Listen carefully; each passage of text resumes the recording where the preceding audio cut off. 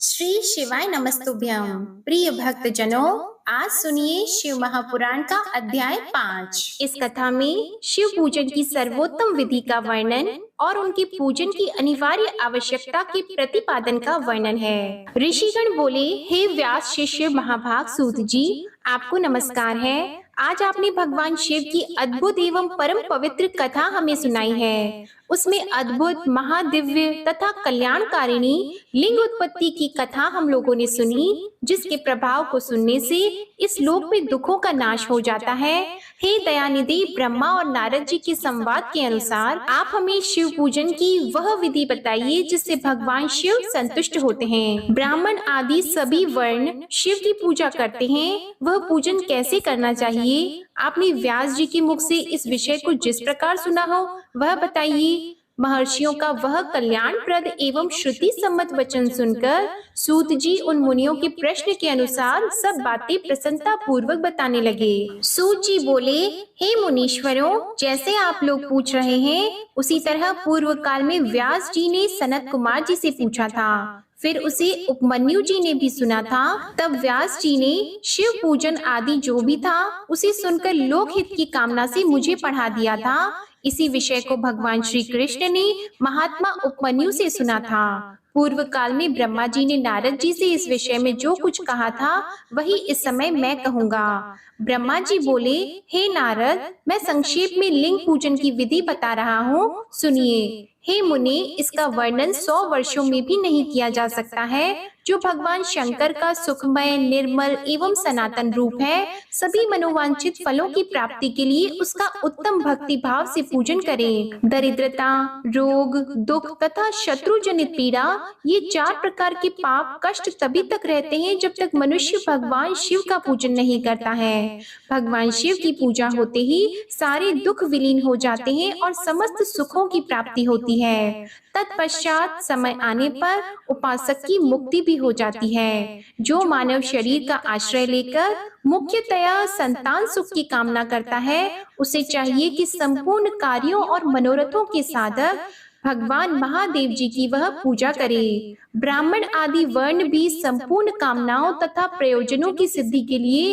क्रम से विधि के अनुसार भगवान शंकर की पूजा करें। प्रातः काल ब्रह्म मुहूर्त में उठकर गुरु तथा शिव का स्मरण करके पुनः तीर्थों का चिंतन करके भगवान विष्णु का ध्यान करें। हे मुनि, इसके बाद मेरा, देवताओं का और मुनि आदि का भी स्मरण चिंतन करके स्तोत्र पाठ पूर्वक भगवान शंकर जी का विधि पूर्वक नाम ले।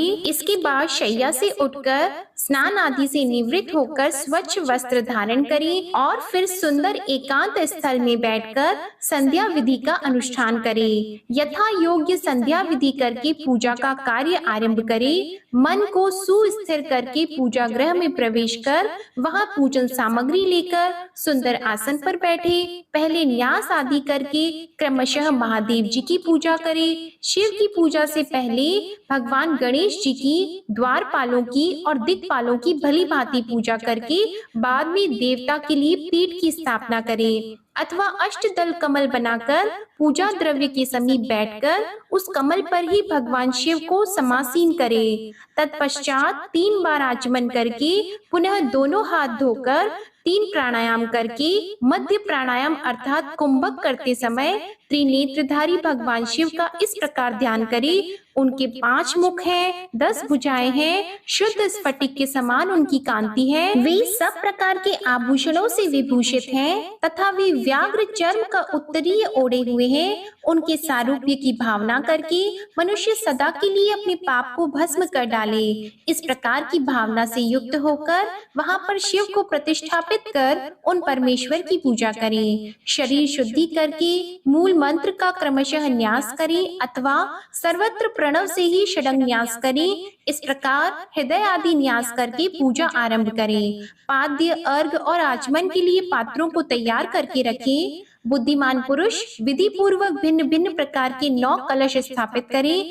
उन्हें कुशाओं से ढककर कुशाओं से ही जल लेकर उन सबका प्रोक्षण करें। उन सभी पात्रों में शीतल जल डालें। इसके पश्चात बुद्धिमान पुरुष देखभाल कर प्रणव मंत्र के द्वारा उनमें इन द्रव्यों को डालें। खस और चंदन को पाद्य पात्र में रखें। चमेली के फूल, शीतल चीनी, कपूर, बड़ की जड़ तथा तमाल, इन सबको यथोचित रूप से कूट और पीसकर चूर्ण बनाकर आचमनीय पात्र में डाल दें। यह सब चंदन सहित सभी पात्रों में डालना चाहिए। देवादिदेव महादेव के पार्श्व भाग में नंदीश्वर का पूजन करें। गंध, धूप, दीप आदि विविध उपचारों से भगवान शिव की पूजा करें।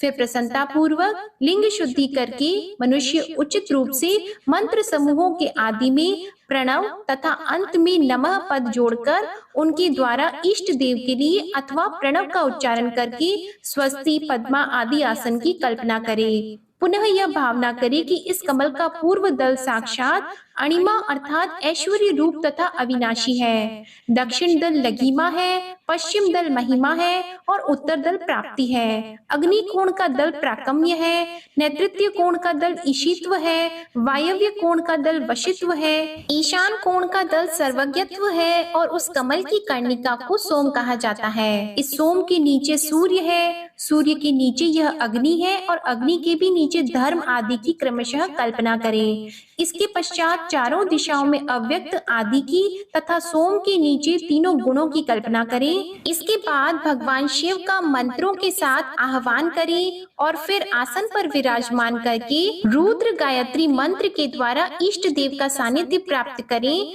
और मंत्रों के द्वारा आराध्य देव का पूजन करें। पाद्य और आचमनीय अर्पित करके अर्घ दें। इसके पश्चात गंध और चंदन मिश्रित जल से विधि पूर्वक रुद्र देव को स्नान कराएं। फिर पंचगव्य निर्माण को विधि से पांचों द्रव्यों को एक पात्र में लेकर प्रणव से ही अभिमंत्रित करके उन मिश्रित गव्य पदार्थों द्वारा भगवान को स्नान कराएं।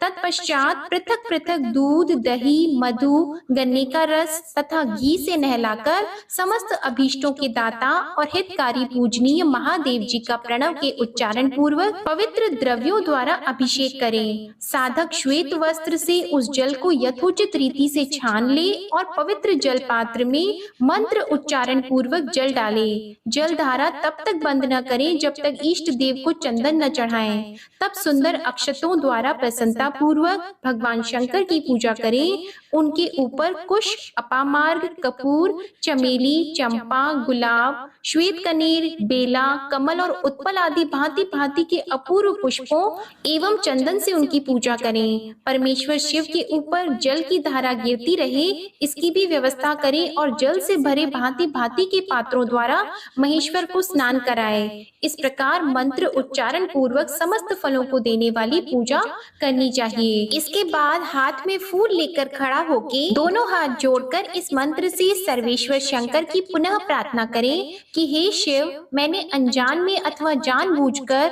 जो जप पूजा आदि सत्कर्म किए हों वे आपकी कृपा से सफल हों। इस प्रकार पढ़कर भगवान शिव के ऊपर प्रसन्नता पूर्वक फूल चढ़ाएं और इसके पश्चात स्वस्ति वाचन करके नाना प्रकार की आशी प्रार्थना करें। फिर शिव के ऊपर मार्जन करना चाहिए। इसके बाद नमस्कार करके अपराध के लिए क्षमा प्रार्थना करते हुए पुनरागमन के लिए विसर्जन करना चाहिए। इसके बाद अघोर मंत्र का उच्चारण करके नमस्कार करें। फिर संपूर्ण भाव से युक्त होकर इस प्रकार प्रार्थना करें कि प्रत्येक जन्म में शिव में मेरी भक्ति हो, शिव में भक्ति हो और शिव में ही भक्ति हो। आपके अतिरिक्त दूसरा कोई मुझे शरण देने वाला नहीं है। हे महादेव, आप ही मेरे लिए शरण दाता हैं। इस प्रकार प्रार्थना करके पराभक्ति के द्वारा संपूर्ण सिद्धियों के दाता देवेश्वर शिव का पूजन करें। विशेषतः गले की ध्वनि से भगवान को संतुष्ट करें। तत्पश्चात परिवारजनों के साथ नमस्कार करके अनुपम प्रसन्नता प्राप्त करके समस्त कार्य सुख पूर्वक करते रहें। जो इस प्रकार शिव भक्ति परायण होकर प्रतिदिन पूजा करता है उसे अवश्य ही पग पग पर सब प्रकार की सिद्धि प्राप्त होती है। वह उत्तम वक्ता होता है और उसे मनोवांछित फल की निश्चय ही प्राप्ति होती है। रोग, दुख, शोक, दूसरों के निमित्त से होने वाला उद्वेग, कुटिलता, विष और अन्य जो जो कष्ट उपस्थित होते हैं उसे कल्याणकारी परम शिव अवश्य नष्ट कर देते हैं। उस उपासक का कल्याण होता है। जैसे शुक्ल पक्ष में चंद्रमा बढ़ता है, वैसे ही शंकर जी की पूजा से उसमें अवश्य ही सद्गुणों की वृद्धि होती है। तब नारद जी बोले, हे ब्रह्मा, हे तात, आप धन्य हैं क्योंकि आपकी बुद्धि भगवान शिव में लगी हुई है। हे विधि, आप पुनः इसी विषय का सम्यक प्रकार से विस्तार पूर्वक मुझसे वर्णन कीजिए। तब ब्रह्मा जी बोले, हे तात, एक समय की बात है, कमल से उत्पन्न होने वाले मैंने चारों ओर से ऋषियों और देवताओं को बुलाकर प्रेम पूर्वक सुंदर और मधुर वाणी में कहा, यदि आप सब नित्य सुख प्राप्त करने की इच्छा रखते हैं और नित्य अपनी मनोरथ को सिद्धि चाहते हैं, तो मेरे साथ क्षीर सागर के तट पर आएं। इस वचन को सुनकर वे सब मेरे साथ वहां पर गए जहां सर्व कल्याणकारी भगवान विष्णु निवास करते हैं। हे मुनि, वहां पर जाकर सभी देवता भगवान जगन्नाथ, देव देवेश्वर जनार्दन विष्णु को हाथ जोड़कर प्रणाम करके खड़े हो गए। ब्रह्मा आदि उन उपस्थित देवताओं को देखकर मन में भगवान शिव के चरण कमल का स्मरण करते हुए भगवान विष्णु कहने लगे, हे ब्रह्मा आदि देवों और ऋषियों, आप लोग यहाँ किस लिए आए हैं? प्रेम पूर्वक कुछ कहें। इस समय कौन सा कार्य आ पड़ा है? तब ब्रह्मा जी बोले, भगवान विष्णु के द्वारा ऐसा पूछने पर मैंने उन्हें प्रणाम किया और उपस्थित उन सभी देवताओं से कहा कि इस समय आप सबके आने का क्या प्रयोजन है, इसका निवेदन आप सब करें। देवता बोले, हे भगवान विष्णु, किसकी सेवा है जो सभी दुखों को दूर करने वाली है, जिसको कि हमें नित्य करना चाहिए? देवताओं का यह वचन सुनकर भक्त वत्सल भगवान विष्णु देवताओं सहित मेरी प्रसन्नता के लिए कृपा पूर्वक यह वाक्य कहने लगे, हे ब्रह्मा, देवों के साथ आपने पहले भी इस विषय में सुना है, किंतु आज पुनः आपको और देवताओं को बता रहा हूँ कि सभी दुखों को दूर करने वाले भगवान शंकर जी की ही सदा सेवा करनी चाहिए। यह बात स्वयं भगवान शिव ने विशेषकर मुझसे और ब्रह्मा जी से भी कही थी। इस अद्भुत दृष्टांत को आप सब लोगों ने भी देखा है, अतः सुख चाहने वाले लोगों को कभी भी उनका पूजन नहीं छोड़ना चाहिए। देव देवेश्वर भगवान शंकर के लिंग मूर्ति रूप महेश्वर का त्याग करके अपने बंधु बांधवों सहित तार पुत्र नष्ट हो गए थे। शिव की आराधना का परित्याग करने के कारण वे सब मेरे द्वारा माया से मोहित कर दिए गए और जब वे भगवान शिव की भक्ति से वंचित हो गए तब वे नष्ट हो गए और ध्वस्त हो गए। अतः हे देव सत्तम, लिंग मूर्ति धारण करने वाले भगवान शंकर को विशेष श्रद्धा के साथ सदैव पूजा एवं सेवा करनी चाहिए। शिवलिंग की पूजा करने से ही देवता, दैत्य, हम और आप सभी श्रेष्ठता को प्राप्त कर सके हैं। हे ब्रह्मा, आपने उसे कैसे भुला दिया? इसलिए जिस किसी भी तरह से भगवान शिव के लिंग का पूजन नित्य करना ही चाहिए। हे ब्रह्मा, सभी मनोकामनाओं की पूर्ति के लिए देवताओं को भगवान शिव की पूजा करनी चाहिए। ब्रह्मा जी बोले, श्री भगवान विष्णु ने जब देवताओं से ऐसा कहा तब उन्होंने साक्षात हरि को प्रणाम करके मनुष्यों की समस्त कामनाओं की प्राप्ति के लिए उनसे शिवलिंग देने की प्रार्थना की। उसको सुनकर भगवान विष्णु ने विश्वकर्मा से कहा, हे मुनि श्रेष्ठ, मैं तो जीवों का उद्धार करने में तत्पर हूँ। हे विश्वकर्मन, मेरी आज्ञा से आप भगवान शिव के कल्याणकारी लिंगों का निर्माण करके उन्हें सभी देवताओं को प्रदान कीजिए। ब्रह्मा जी बोले, तब विश्वकर्मा ने अधिकार के अनुसार शिवलिंगों का निर्माण करके मेरी और विष्णु जी की आज्ञा से उन सभी शिवलिंगों को उन देवताओं को प्रदान किया। देवताओं की हित कामना के लिए भगवान श्री विष्णु ने उन्हें शिवलिंग प्रदान करके मुझ ब्रह्मा से शिव का पूजन विधान भी बताया। उनके द्वारा कहे गए शिवलिंग के उस पूजन विधान को सुनकर प्रसन्न चित्त मैं ब्रह्मा देवताओं के साथ अपने स्थान पर लौट आया। हे मुनि, वहां आकर के मैंने सभी देवों और ऋषियों को संपूर्ण अभीष्ट की सिद्धि करने वाले शिवलिंग के पूजन विधान को बताया।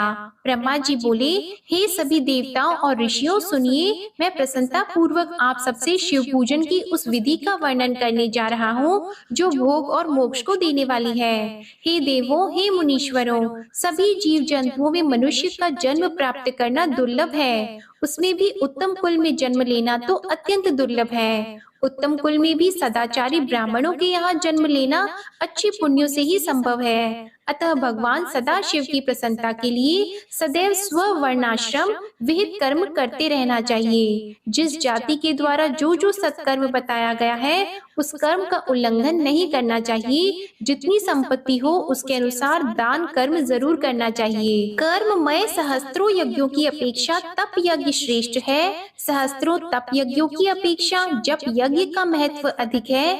ध्यान यज्ञ से बढ़कर तो कोई वस्तु है ही नहीं। ध्यान ज्ञान का साधन है, क्योंकि योगी ध्यान के द्वारा अपने इष्ट देव एक रस सदाशिव का साक्षात्कार करता है। भगवान सदाशिव सदैव ध्यान यज्ञ में तत्पर रहने वाले उपासक के सानिध्य में रहते हैं, जो विज्ञान से संपन्न हैं। उनकी शुद्धि के लिए किसी प्रायश्चित आदि की आवश्यकता नहीं है। हे ब्रह्मा, जो ब्रह्मावेद विशुद्ध ब्रह्म विद्या के द्वारा ब्रह्म साक्षात्कार कर लेते हैं, उन्हें क्रिया सुख दुख, इस धर्म अधर्म, जप होम ध्यान और ध्यान विधि को जानने तथा करने की आवश्यकता नहीं है। वे विद्या से सदा निर्विकार रहते हैं और अंत में अमर हो जाते हैं। इस शिवलिंग को परमानंद देने वाला विशुद्ध कल्याण स्वरूप अविनाशी सर्वव्यापक तथा योगियों के हृदय में अवस्थित रहने वाला जानना चाहिए। हे द्विजों, शिवलिंग दो प्रकार का बताया गया है, बाह्य और अभ्यंतर। बाह्य लिंग को स्थूल और अभ्यंतर लिंग को सूक्ष्म माना गया है। इस प्रकार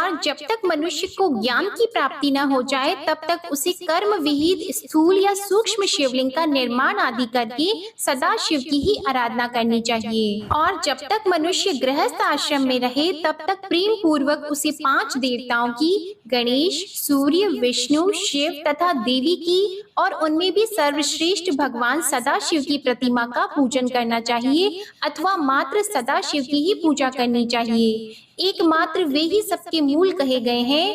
हे देवों, जैसे जड़ के सींचे जाने पर सभी शाखाएं स्वतः तृप्त हो जाती है, वैसे ही सर्व देवमय सदाशिव के ही पूजन से सभी देवताओं का पूजन हो जाता है और वे प्रसन्न हो जाते हैं। अतः सभी प्राणियों के कल्याण में लगे हुए मनुष्य को चाहिए कि वह सभी कामनाओं की फल प्राप्ति के लिए संसार का कल्याण करने वाले भगवान सदाशिव की पूजा करे। नारद जी बोले, हे महाभाग, हे देव श्रेष्ठ, आप धन्य हैं। आपने आज यह शिव की परम पावनी अद्भुत कथा सुनाई है। इसमें सदाशिव की लिंग उत्पत्ति की जो कथा हमने सुनी है वह महादिव्य, कल्याणकारी और अद्भुत है, जिसके प्रभाव मात्र को ही सुनकर दुख नष्ट हो जाते हैं। इस कथा के पश्चात जो हुआ उसका महात्म्य और उसके चरित्र का वर्णन करें। यह सृष्टि किस प्रकार से हुई इसका भी आप विशेष रूप से वर्णन करें। ब्रह्मा जी बोले, आपने यह उचित ही पूछा है। तदंतर जो हुआ और मैंने जैसा पहले सुना है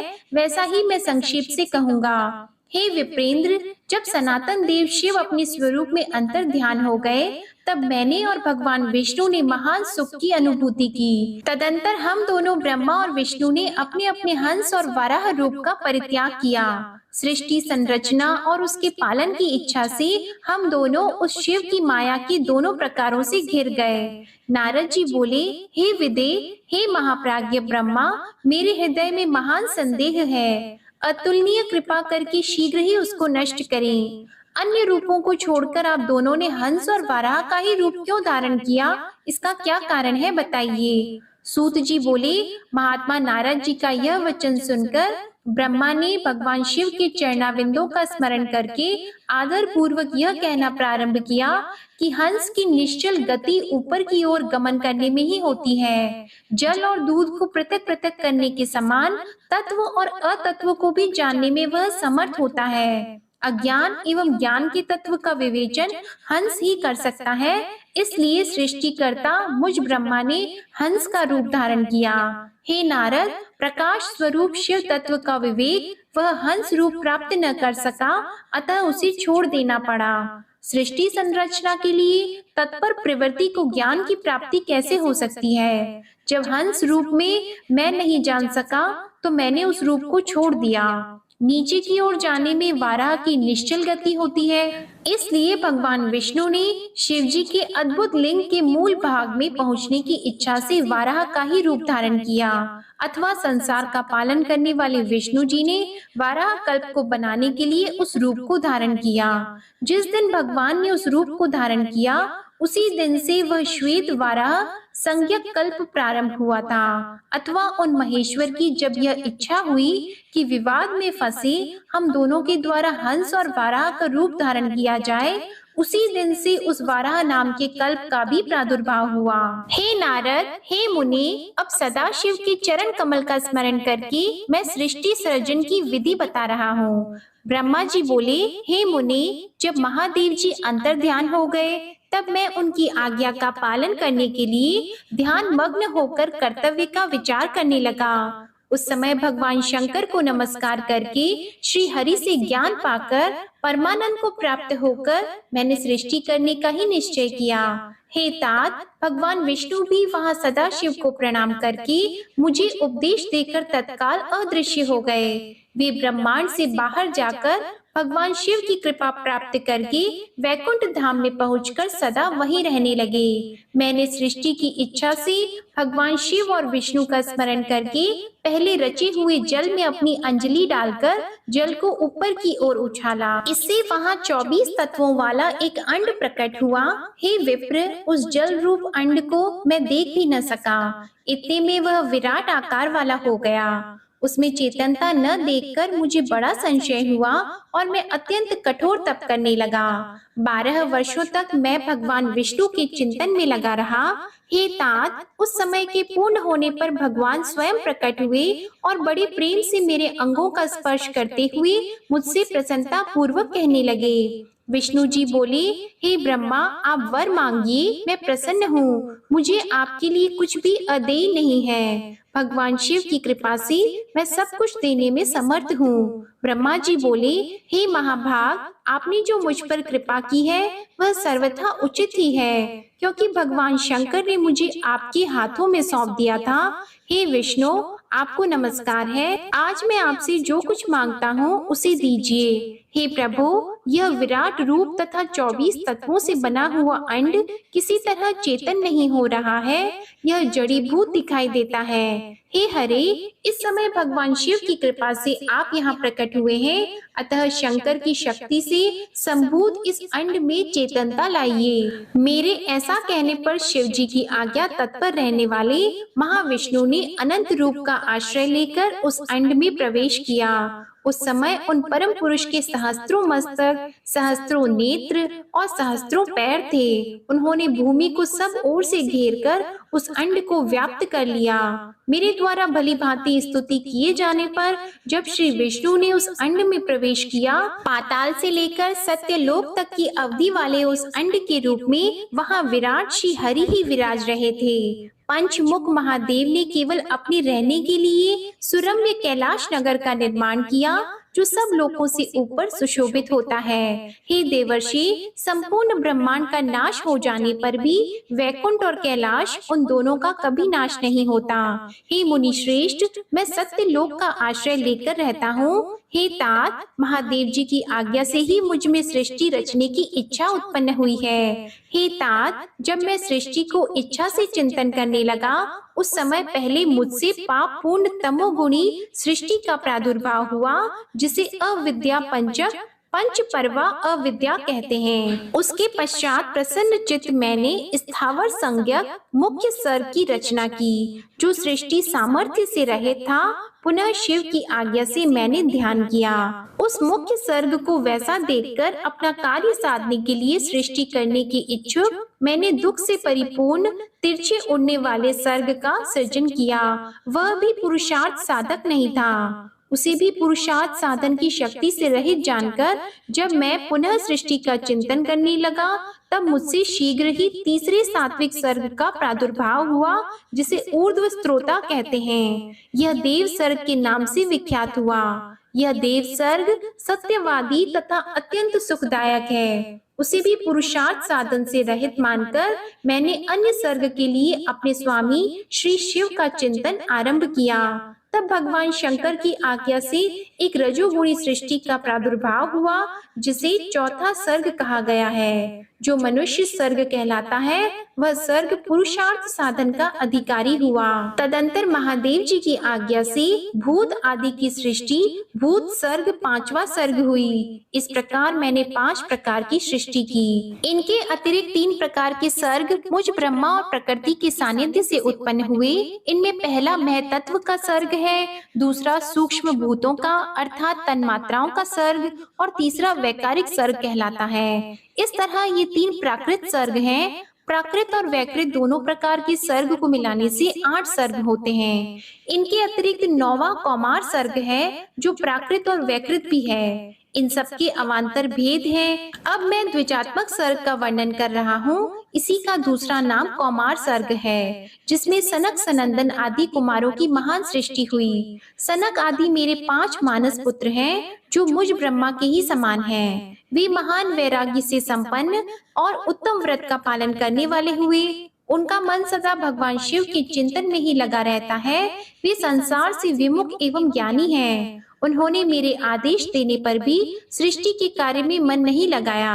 हे मुनि श्रेष्ठ, सनकादि कुमारों के दिए हुए नकारात्मक उत्तर को सुनकर मैंने बड़ा भयंकर क्रोध प्रकट किया, किंतु हे नारद, मुझे मोह हो गया। हे मुनि, क्रोध और मोह से मुझ ब्रह्मा के नेत्र क्रोधवश आंसू की बूंदें गिरने लगी। उस अवसर पर मैंने मन ही मन भगवान विष्णु का स्मरण किया।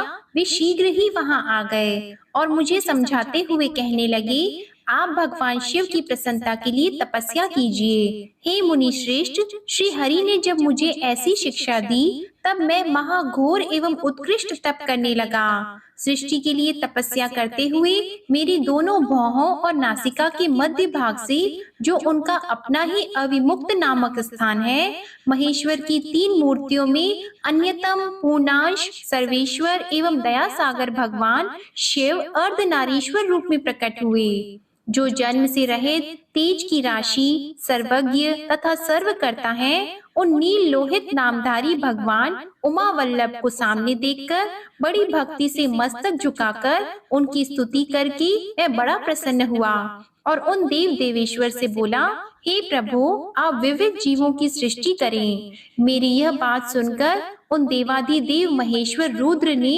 अपने ही समान बहुत से रुद्र गणों की सृष्टि की। तब मैंने स्वामी महेश्वर महारुद्र से फिर कहा, हे देव, आप ऐसे जीवों की सृष्टि करें जो जन्म और मृत्यु के भय से युक्त हों। हे मुनि श्रेष्ठ, मेरी ऐसी बात सुनकर करुणा सागर महादेव जी हंसकर मुझसे कहने लगे। महादेव जी बोले, विधि, मैं जन्म और मृत्यु के भय से युक्त अशोभन जीवों की सृष्टि नहीं करूंगा, क्योंकि वे कर्मों के अधीन होकर दुख के समुद्र में डूबे रहेंगे। मैं तो गुरु का स्वरूप धारण करके उत्तम ज्ञान प्रदान करके दुख के सागर में डूबे हुए उन जीवों का उद्धार मात्र करूंगा, उन्हें पार करूंगा। हे प्रजापति, दुख में डूबे हुए समस्त जीवों की सृष्टि तो आप करें। मेरी आज्ञा से इस कार्य में प्रवृत्त होने के कारण आपको माया नहीं बांध सकेगी। ब्रह्मा जी बोले, मुझसे ऐसा कहकर श्रीमान भगवान नील लोहित महादेव मेरे देखते ही देखते अपने पार्षदों के साथ तत्काल अंतर ध्यान हो गए। ब्रह्मा जी नारद जी से कहते हैं, हे नारद, आदि सूक्ष्म भूतों का स्वयं ही पंचीकरण करके उनसे स्थूल आकाश, वायु, अग्नि, जल, पृथ्वी की सृष्टि करने के बाद पर्वतों, समुद्रों, वृक्षों और कला से लेकर युग पर्यंत कालों की मैंने रचना की। हे मुनि, उत्पत्ति और विनाश वाले और भी बहुत से पदार्थों का मैंने निर्माण किया, परंतु इससे मुझे संतोष नहीं हुआ। तब साम शिव का ध्यान करके मैंने साधना परायण पुरुषों की सृष्टि की। अपने दोनों नेत्रों से मरीचि को, हृदय से भृगु को, सिर से अंगीरा को, व्यान वायु से मुनि श्रेष्ठ पुलह को, उदान वायु से पुलसत्य को, समान वायु से वशिष्ठ को, अपान से क्रतु को, दोनों कानों से अत्रि को, प्राण वायु से दक्ष को, गोद से आप को और छाया से कर्दम मुनि को उत्पन्न किया और संकल्प से समस्त साधनों के साधन रूप धर्म को उत्पन्न किया।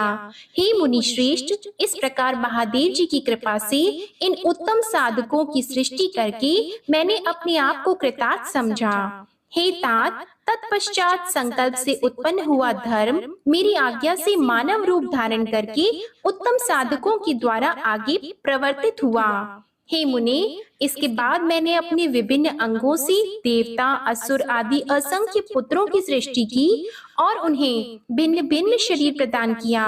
हे मुनि, तदंतर अंतर्यामी भगवान शंकर की प्रेरणा से अपने शरीर को दो भागों में विभक्त करके मैं दो रूपों वाला हो गया। हे नारद, आधे शरीर से मैं स्त्री हो गया और आधे से पुरुष। उस पुरुष ने उस स्त्री के गर्भ से सर्व साधन समर्थ उत्तम जोड़े को उत्पन्न किया। उस जोड़े में जो पुरुष था वही स्वयंभू मनु के नाम से प्रसिद्ध हुआ। स्वयंभू मनु उच्च कोटि के साधक हुए तथा जो स्त्री थी वह शतरूपा कहलाई। वह योगिनी एवं तपस्विनी हुई। हे तात, मनु ने वैवाहिक विधि से अत्यंत सुंदरी शतरूपा का पाणी ग्रहण किया और उससे वे मैथुनजनित सृष्टि उत्पन्न करने लगे। उन्होंने शतरूपा से प्रियव्रत और उत्तानपाद नामक दो पुत्र और 3 कन्याएं उत्पन्न की। कन्याओं के नाम थे आकृति, देवहूति और प्रसूति। मनु ने आकृति का विवाह प्रजापति रुचि के साथ किया। मछली पुत्री देवहूति करदम को ब्याह दी और उत्तानपाद की सबसे छोटी बहन प्रसूति प्रजापति दक्ष को दे दी। उनमें प्रसूति की संतानों से समस्त चराचर जगत व्याप्त है। रुचि के द्वारा आकृति के गर्भ से यज्ञ और दक्षिणा नामक स्त्री पुरुष का जोड़ा उत्पन्न हुआ। यज्ञ से दक्षिणा के गर्भ से 12 पुत्र हुए। हे मुने, करदम द्वारा देवहूति के गर्भ से बहुत सी पुत्रियां उत्पन्न हुई। दक्ष से 24 कन्याएं हुई। दक्ष ने उनमें से श्रद्धा आदि 13 कन्याओं का विवाह धर्म के साथ कर दिया। हे मुनीश्वर, धर्म की उन पत्नियों के नाम सुनिए। श्रद्धा लक्ष्मी, धृति, तुष्टि, पुष्टि, मेधा, क्रिया, बुद्धि, लज्जा, वसु, शांति, सिद्धि और कीर्ति 13 हैं। इस प्रकार अंबिकापति महादेव जी की आज्ञा से प्राणियों के अपने पूर्व कर्मों के अनुसार असंख्य श्रेष्ठ द्विज उत्पन्न हुए। कल्प भेद से दक्ष की 60 कन्याएं बताई गई हैं। दक्ष ने उनमें से 10 कन्याएं धर्म को, 27 कन्याएं चंद्रमा को और 13 कन्याएं कश्यप को विधि पूर्वक प्रदान कर दी। हे नारद, उन्होंने 4 कन्याओं का विवाह श्रेष्ठ रूप वाले ताक्षर्य के साथ कर दिया। उन्होंने भृगु, अंगीरा और कृशाश्व की 2-2 कन्याएं अर्पित की। उन स्त्रियों तथा पुरुषों से बहुत सी चराचर सृष्टि हुई। हे मुनि श्रेष्ठ, दक्ष ने महात्मा कश्यप को जिन 13 कन्याओं का विधि पूर्वक दान किया था, उनकी संतानों से सारा त्रैलोक्य व्याप्त हो गया। स्थावर और जंगम कोई भी सृष्टि ऐसी नहीं जो उनकी संतानों से शून्य हो। देवता, ऋषि, दैत्य, वृक्ष, पक्षी, पर्वत और तृणलता आदि सभी कश्यप पत्नियों से पैदा हुए। इस प्रकार दक्ष कन्याओं की संतानों से सारा चराचर जगत व्याप्त हो गया। पाताल से लेकर सत्यलोक पर्यंत समस्त ब्रह्मांड निश्चय ही उनकी संतानों से सदा भरा रहता है, कभी रिक्त नहीं होता। इस प्रकार भगवान शंकर की आज्ञा से ब्रह्मा जी ने भली भांति सृष्टि की। पूर्व काल में सर्वव्यापी शंभु ने जिन्हें तपस्या के लिए प्रकट किया था, रुद्रदेव के रूप में उन्होंने त्रिशूल के अग्र भाग पर रखकर उनकी सदा रक्षा की। वे ही सती देवी लोकहित का कार्य संपादित करने के लिए दक्ष से प्रकट हुईं। उन्होंने भक्तों के उद्धार के लिए अनेक लीलाएं की, जिनका वामांग वैकुंठ विष्णु है, दक्षिण भाग स्वयं मैं हूँ और रुद्र जिनके हृदय से उत्पन्न है, उन शिव जी को 3 प्रकार का कहा गया है। मैं, ब्रह्मा, विष्णु और रुद्र तीनों गुणों से युक्त कहे गए हैं, किंतु पर ब्रह्मा अव्यय शिव स्वयं सदा निर्गुण ही रहते हैं। विष्णु सत्व गुण, मैं रजोगुण और रुद्र तमोगुण वाले कहे गए हैं। लोकाचार में ऐसा व्यवहार नाम के कारण किया जाता है, किंतु वस्तु तत्व इससे सर्वथा भिन्न है। विष्णु अंतःकरण से तमोगुण और बाहर से सत्व गुण से युक्त माने गए हैं। रुद्र अंतःकरण से सत्व गुण और बाहर से तमोगुण वाले हैं। और हे मुनि, मैं सर्वथा रजोगुण वाला ही हूँ। ऐसे ही सुरा देवी रजोगुणी है, वे सती देवी सत्व स्वरूपा हैं और लक्ष्मी तमोमयी हैं। इस प्रकार पराम्बा को भी 3 रूपों वाली जानना चाहिए। इस प्रकार देवी शिवा ही सती होकर भगवान शंकर से ब्याही गयी, किंतु पिता के यज्ञ में पति के अपमान के कारण उन्होंने अपने शरीर को त्याग दिया और फिर उसे ग्रहण नहीं किया। वे अपने परम पद को प्राप्त हो गई। तत्पश्चात देवताओं की प्रार्थना से वे ही शिवा पार्वती रूप से प्रकट हुई और बड़ी भारी तपस्या करके उन्होंने पुनः भगवान शिव को प्राप्त कर लिया। हे मुनीश्वर, इस जगत में उनके अनेक नाम प्रसिद्ध हुए। उनके कालिका, चंडिका, भद्रा, चामुंडा, विजया, जया, जयंती, भद्रकाली, दुर्गा, भगवती, कामाख्या, कामदा, अम्बा, मृडानी और सर्वमंगला आदि अनेक नाम हैं जो भोग और मोक्ष देने वाले हैं। ये नाम उनके गुण और कर्मों के अनुसार हैं। इनमें भी पार्वती नाम प्रधान है। इस प्रकार गुणमयी तीनों देवियों और गुणमय तीनों देवताओं ने मिलकर सृष्टि के उत्तम कार्य को निष्पन्न किया। मुनि श्रेष्ठ, इस प्रकार मैंने आपसे सृष्टि कर्म का वर्णन किया है।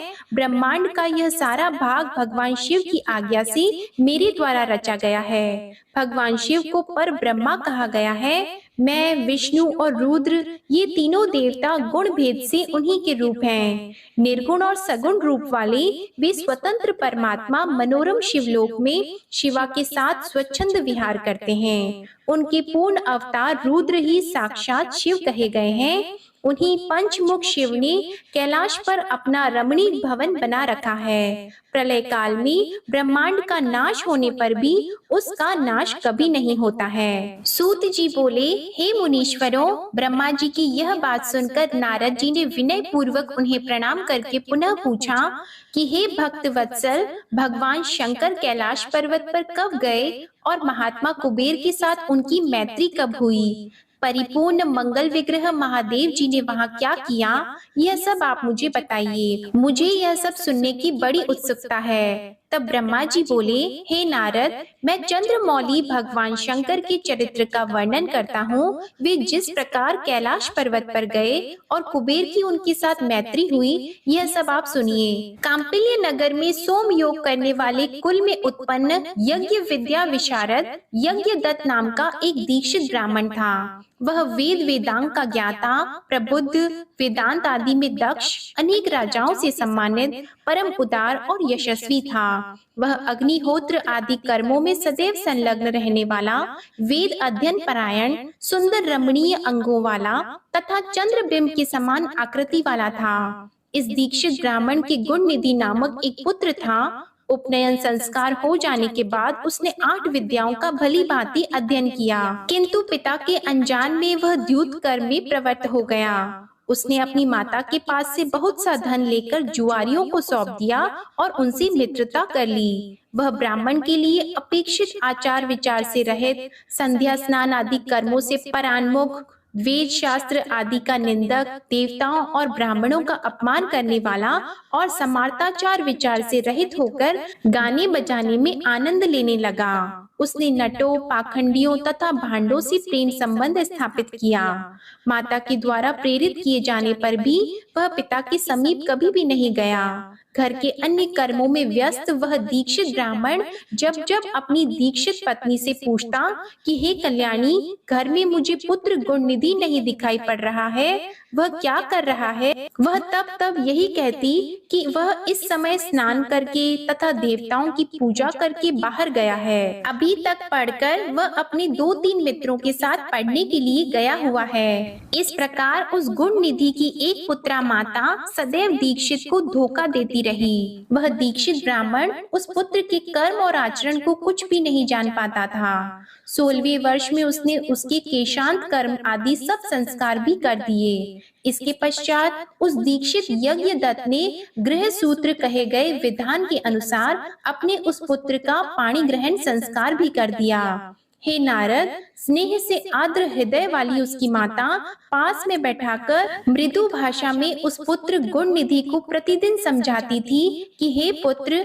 तुम्हारे महात्मा पिता अत्यंत क्रोधी स्वभाव वाले हैं। यदि वे तुम्हारे आचरण को जान जाएंगे तो तुमको और मुझको भी मारेंगे। तुम्हारे पिता के सामने मैं तुम्हारी इस बुराई को नित्य छिपा देती हूँ। तुम्हारे पिता की समाज में प्रतिष्ठा सदाचार से ही है, धन से नहीं है। पुत्र ब्राह्मणों का धन तो उत्तम विद्या और सज्जनों का संसर्ग है। तुम प्रसन्न मन होकर अपनी रुचि उनमें क्यों नहीं लगा रहे हो? तुम्हारे पितामह आदि पूर्वज सुयोग्य क्षत्रिय, वेद विद्या में पारंगत, विद्वान, दीक्षित, सोमयाज्ञिक ब्राह्मण हैं, ऐसी लोक प्रसिद्धि को प्राप्त किए थे। अतः तुम दुष्टों की संगति छोड़कर साधुओं की संगति में तत्पर हो। सब विद्याओं में मन लगाओ और ब्राह्मण उचित सदाचार का पालन करो। तुम रूप से पिता के अनुरूप ही हो, यश, कुल और शील से भी उनके अनुरूप बनो। इन कर्मों से तुम लिखित क्यों नहीं होते हो?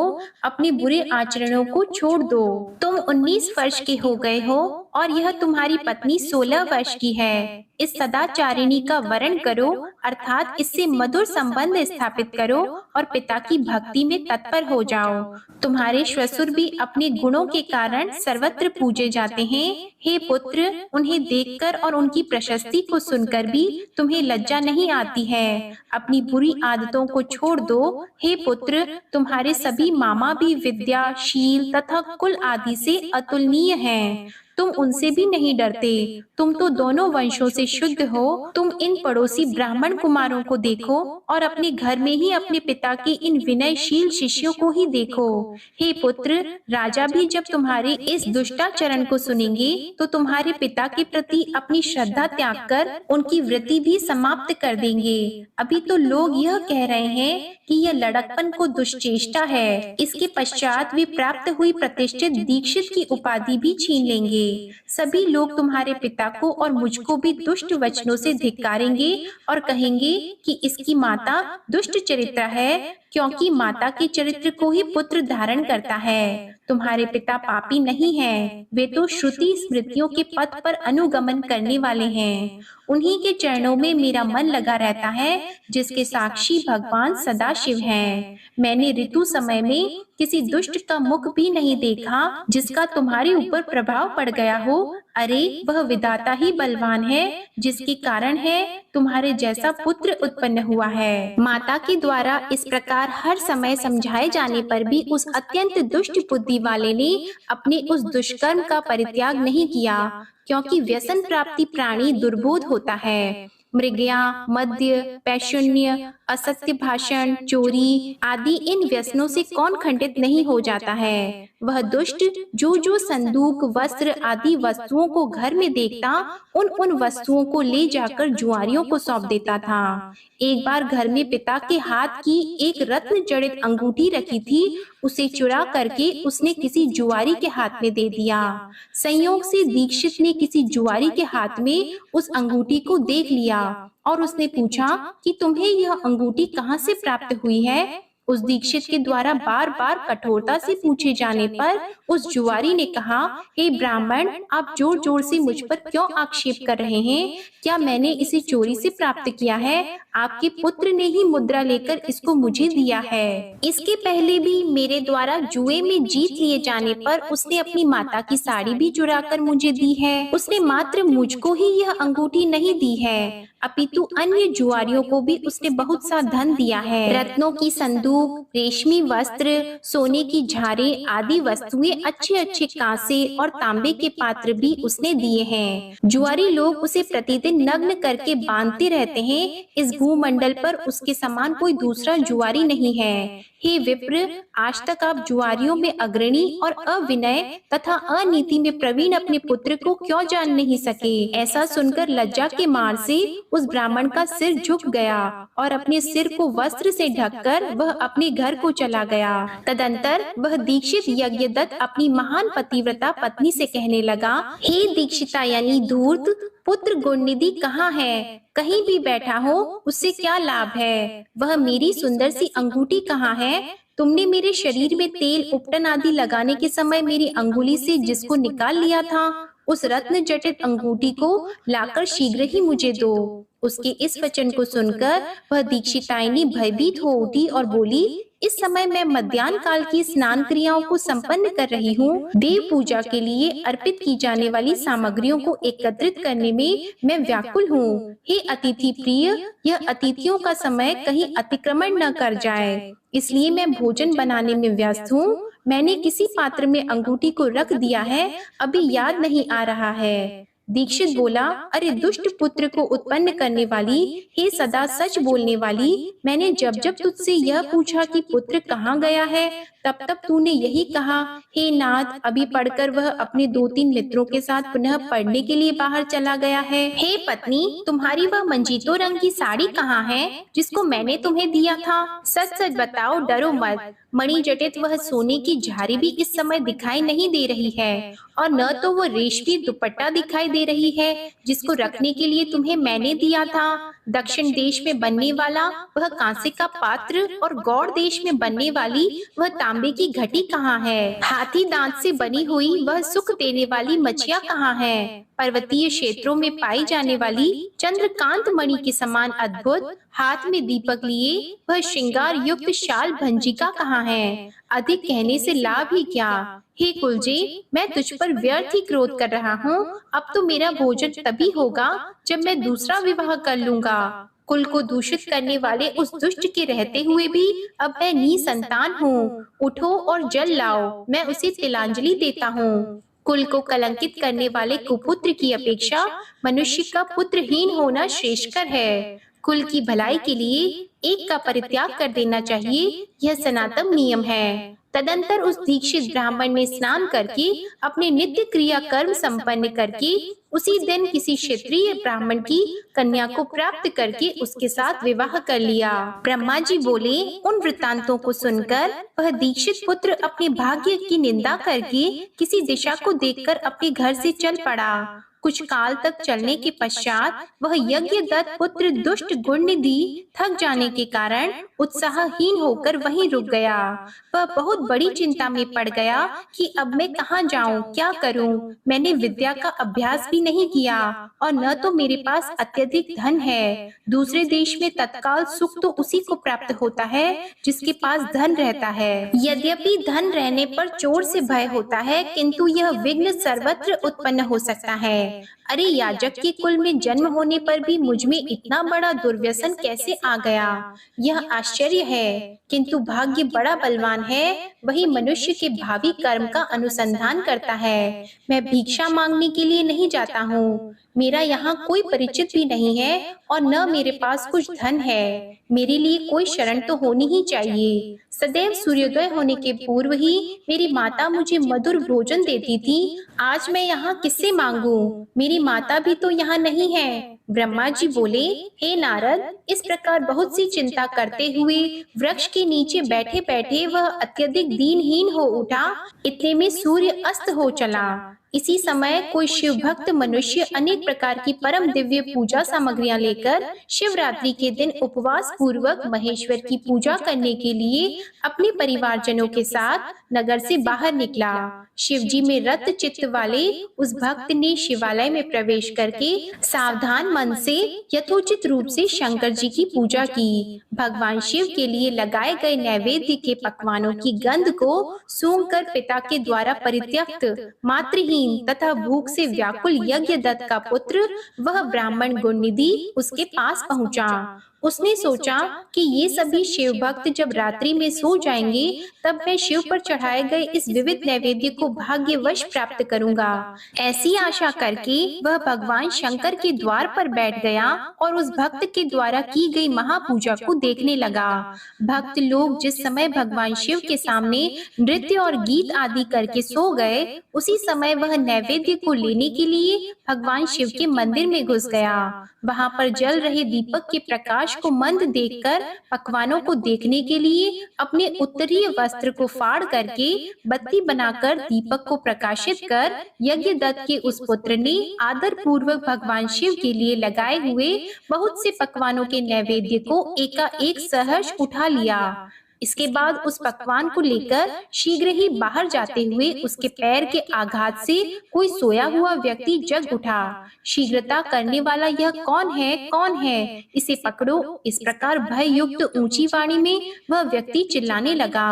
भयवश वह ब्राह्मण जब भाग रहा था, उसी समय वहां पुर रक्षकों ने पहुंचकर उसे मारा, जिससे वह अंधा होकर तत्काल मर गया। हे मुने, यज्ञदत्त के उस पुत्र ने निश्चित ही भगवान शिव की ही कृपा से नैवेद्य को खा लिया था, न कि अपने भावी पुण्य फल के प्रभाव से। इसके पश्चात उस मरे हुए ब्राह्मण को यमलोक ले जाने के लिए पाश मुद्रर हाथ में लिए हुए यम के भयंकर दूत वहां आकर उसे बांधने लगे।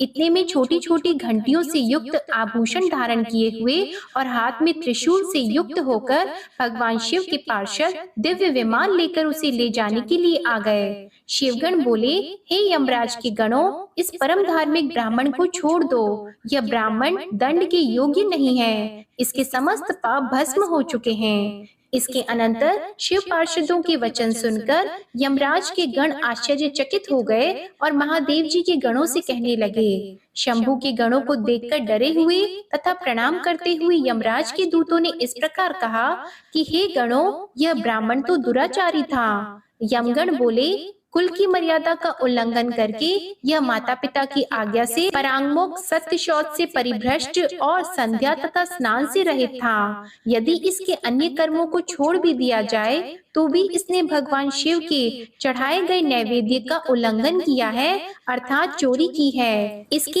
इस कर्म को आप स्वयं देख ले। आप जैसे लोगों के लिए यह स्पर्श के योग्य भी नहीं है। जो शिव निर्माल्य को खाने वाले, शिव निर्माल्य चोरी करने वाले और शिव निर्माल्य को देने वाले हैं, उनका स्पर्श अवश्य ही पाप कारक होता है। विष को जानबूझकर पी लेना श्रेयस्कर है और अछूत का स्पर्श कर लेना भी अति उत्तम है, किंतु कंठगत प्राण होने पर भी शिव निर्माल्यन का सेवन उत्तम नहीं है। धर्म के विषय में आप सब जिस प्रकार प्रमाण हैं, वैसे हम लोग नहीं हैं। हे शिवगण सुनिए, यदि इसमें धर्म का लेश मात्र भी हो तो हम सब उसे सुनना चाहते हैं। यम के दूतों की इस बात को सुनकर शिव के पार्षद भगवान शिव के चरण कमल का स्मरण करके कहने लगे कि हे यम किंकरों, जो सूक्ष्म शिव धर्म है, जिन्हें सूक्ष्म दृष्टि वाले ही जान सकते हैं, उन्हें आप सदृश स्थूल दृष्टि वाले कैसे जान सकते हैं। हे यमदूतों, पाप रहित इस यज्ञ दत्त पुत्र ने यहाँ पर जो पुण्य कर्म किया है, उसे सावधान होकर सुनो। इसने शिवलिंग के शिखर पर पड़ रही दीपक की छाया को दूर किया है और अपने उत्तरीय वस्त्र को फाड़कर उससे दीपक की वर्तिका बनाई और फिर उससे दीपक को पुनः जलाकर उस रात्रि में शिव के लिए प्रकाश किया। हे किंकरों, इसने उस कर्म के अतिरिक्त अन्य भी पुण्य कर्म किया है। शिव पूजा के प्रसंग में इसने शिव के नामों का श्रवण किया है और स्वयं उनके नामों का उच्चारण भी किया है। भक्त के द्वारा विधिवत की जा रही पूजा को इसने उपवास रखकर बड़े ही मनोयोग से देखा है। अतः इन पुण्यों के प्रभाव से यह आज ही हम लोगों के साथ शिवलोक को जाएगा। वहां भगवान शिव का अनुगामी बनकर यह कुछ समय तक उत्तम भोगों का उपभोग करेगा।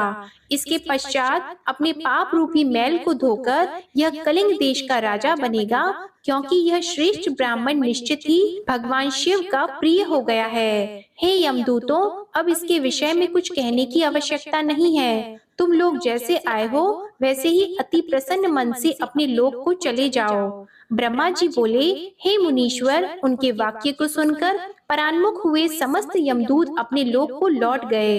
हे मुने, गणों ने यमराज से गुण निधि के उस संपूर्ण वृतांत का निवेदन किया और शिव दूतों ने उनसे जो कहा था वह समाचार आरंभ से उन्हें सुना दिया। धर्मराज बोले, हे गणों, तुम सब सावधान होकर मेरे इस वाक्य को सुनो। जैसा आदेश दे रहा हूँ वैसा ही प्रेम पूर्वक तुम लोग करो। हे गणों, इस संसार में जो श्वेत भस्म से त्रिपुंड धारण करते हैं, उन सभी को छोड़ देना और यहाँ पर कभी मत लाना। हे गणों, जो श्वेत भस्म से शरीर में उद्भूलन करते हैं, उन सबको तुम छोड़ देना और यहाँ कभी मत लाना। इस संसार में जिस किसी भी कारण से जो भगवान शिव का वेश धारण करने वाले हैं, उन सभी लोगों को भी छोड़ देना और यहाँ कभी मत लाना। इस जगत में जो रुद्राक्ष धारण करने वाले हैं या सिर पर जटा धारण करते हैं, उन सबको तुम छोड़ देना और यहाँ कभी मत लाना। जिन लोगों ने जीविका के निमित्त ही शिव का वेश धारण किया है, उन सबको भी छोड़ देना और यहाँ कभी मत लाना। जिन्होंने दंभ या छल प्रपंचक कारण हो शिव का वेश धारण किया है, उन सबको भी तुम लोग छोड़ देना और यहाँ कभी मत लाना। इस प्रकार उन यमराज ने अपने सेवकों को आज्ञा दी, जिसको सुनकर उन लोगों ने कहा कि जैसी आपकी आज्ञा है वैसा ही होगा। ऐसा कहकर वे मंद मंद हंसते हुए चुप हो गए। ब्रह्मा जी बोले, इस प्रकार शिव पार्षदों ने यमदूतों से उस ब्राह्मण को छुड़ाया और वह पवित्र मन से युक्त होकर शीघ्र ही उन शिव गणों के साथ शिवलोक को चला गया। वहां पर सभी सुख भोगों का उपभोग करके तथा भगवान सदा शिव एवं पार्वती जी की सेवा करके वह दूसरे जन्म में कलिंग देश का राजा अरिंदम का पुत्र हुआ। उस शिव सेवा परायण बालक का नाम दम हुआ। बालक होते हुए भी वह अन्य शिशुओं के साथ भगवान शिव की भक्ति करने लगा। उसने युवावस्था प्राप्त की और पिता के परलोक गमन के पश्चात उसे राज्य भी प्राप्त हुआ। उसने प्रेम पूर्वक अनेक शिव धर्मों को प्रारंभ किया। हे ब्राह्मण, दुष्टों का दमन करने वाला वह राजा दम शिवालयों में दीपदान के अतिरिक्त अन्य कोई धर्म नहीं मानता था। उसने सभी गांव और जनपद प्रमुखों को बुला करके यह आदेश दिया कि तुम लोगों को शिवालयों में दीप प्रज्वलन की व्यवस्था करनी है। यदि किसी के क्षेत्र में ऐसा नहीं हुआ तो यह सत्य है कि उस क्षेत्र का वह प्रधान निश्चित ही मेरे द्वारा दंड पाएगा। भगवान शिव संतुष्ट हो गए। ऐसा श्रुतियों में कहा गया है, जिसके जिसके गांव के चारों जितने भी शिवालय हो वहां वहां सदैव बिना कोई विचार किए ही दीपक जलाना चाहिए। अपनी आज्ञा के उल्लंघन के दोष पर मैं निश्चित ही अपराधी का सिर काट लूंगा। इस प्रकार उस राजा के भय से प्रत्येक शिव मंदिर में दीपक जलाए जाने लगे। इस प्रकार जीवन पर्यंत इसी धर्म आचरण के पालन से राजा दम धर्म की महान समृद्धि प्राप्त करके अंत में काल धर्म की गति को प्राप्त हुआ। अपनी इस दीप वासना के कारण शिवालयों में बहुत से दीपक प्रज्वलित करके वह राजा दूसरे जन्म में रत्नमय दीपकों की शिखाओं को आश्रय देने वाली अलकापुरी का राजा कुबेर हुआ।